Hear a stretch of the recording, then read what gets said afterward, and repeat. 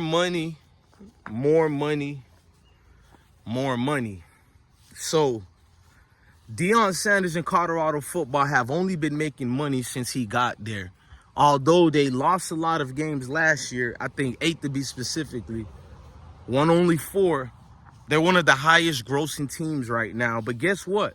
With the news I just got, they're due to said to be made more money than what you're seeing they're making right now. They can make an extra $20 million alone from the new venture that's being formed. Hopefully, if it goes through. So the CVC Capital investment firm are trying to get their partners to invest around $800 million to $1 billion so they can have a Big 12 ownership stake. I think around 15 to 20% they want. What does that mean for Deion and them? Everything jumps up, man. This investment group are going to actually allow their clients to assist the Big 12 or the 16 teams that are in it as well. These gentlemen are going to use all their resources to help them out as well. And they did the projections already, and the projections came up. Deion would make easily a $20 million jump for Colorado's football team.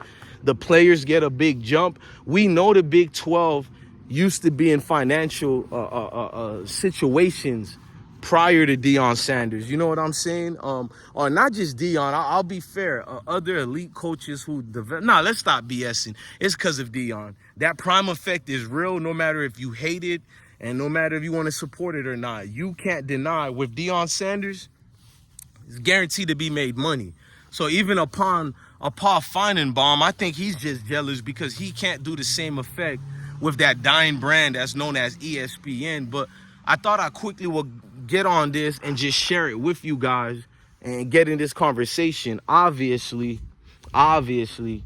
Deion Sanders is not the only one to credit for all these changes. It took a man to take a gamble on Deion, which is athletic director Rick George. I think he's seen a lot of growth for his university.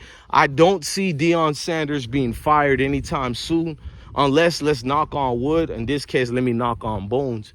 And, you know, unless if he goes, he loses all his games, and which I would understand if a director has to fire that coach. You lose every single game, why even keep you? You feel me? This is your second year.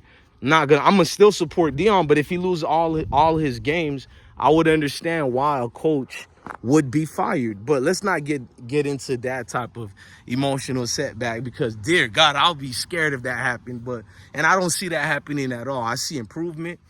I'm gonna say it. My prediction is Colorado wins more than 8 games this year.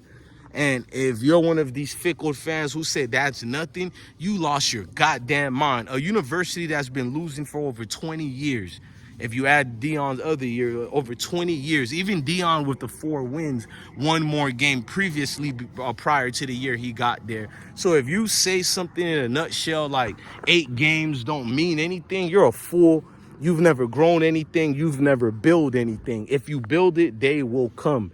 8 games is significantly a vast improvement for a coach to be in his second year only at that job. Once again, I keep telling y'all, everybody expects Deion Sanders to win a national championship his first year. And if he doesn't win a national championship this year, he's a failure. But all these other coaches who's been here for 20, 30 years, they didn't even smell a playoffs. But yet Deion is the one people get to call a trash coach because he didn't win a national championship. This is unbelievable. But I understand it, man. This comes with the total package of being Deion Sanders, being a coach prime. You have to understand that. If you don't understand that, then you'll continue being in these setbacks. You'll continue being mad at the world. And I think Deion understands what's come with this. Since he was in high school, actually middle school in Fort Myers, Florida, he has been the focal point of everything he has touched.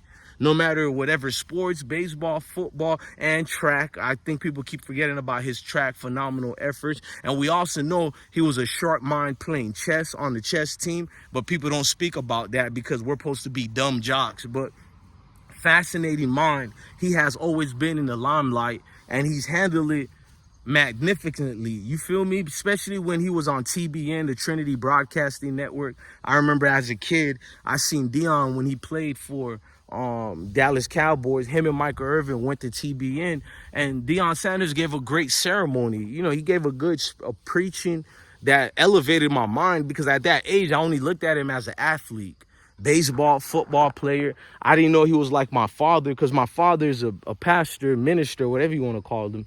I say pastor.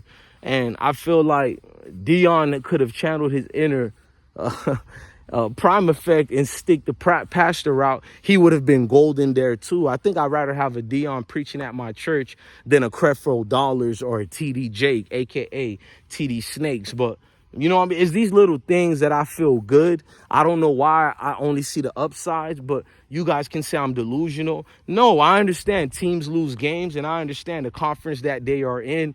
Deion is not the big dog in town. And this is a new situation for him. He's adapting to that too, to the fact that he's not the most talented man in present time there, because of his premature time of actually jumping the gate and getting that position. But he understands that, and he's taking his nicks that goes along with that. And I'm loving it. You know what I mean? I'm loving what I've seen from this investment group as well. Salute to the CVC investment group. I hope whatever goes on, this deal goes through. It could mean a lot. Resources, everything for a program to continue the win streaks that they're doing, or just to, you know, be a winning organization. When you look at Alabama and Nick Saban, these are the things that was going on. And another thing I wanted to highlight with this investment group, what they're doing is allowing these a private situation where private people can invest into the Big 12 now. And this is the first time this has ever been done. And we know there's many alumni of these conferences who have bags and bags and bags of money that probably totally together surpasses whatever TV network could pay them. So these deals are vital. It's needed for the conference. Big 12 is one of them conferences that used to be the prominent one when I was growing up. It's not so much anymore now. When you hear the Big 12, it's a lot of jokes that come with it. And maybe that's because of the rise of the SEC. I remember the SEC has always been good, but out of nowhere, when Mike Shula got fired from the Alabama job and Nick Saban quit working for Miami, I call that a coward move, but whatever. I digress. When he left Miami and went to Alabama, it seems everything changed within an instant, and everybody just got super good in the SEC. We already was good, by the way, but it seems we're untouchable now when you're in the SEC. So to see Big 12 doing moves to get some type of help, since they can't rely on the network deals only, that's great to see, man. Look, I'm your guy, DJ Bless One, the best one. This is why I tell y'all every day to love your family, love your kids, and always remember to stay blessed. Peace.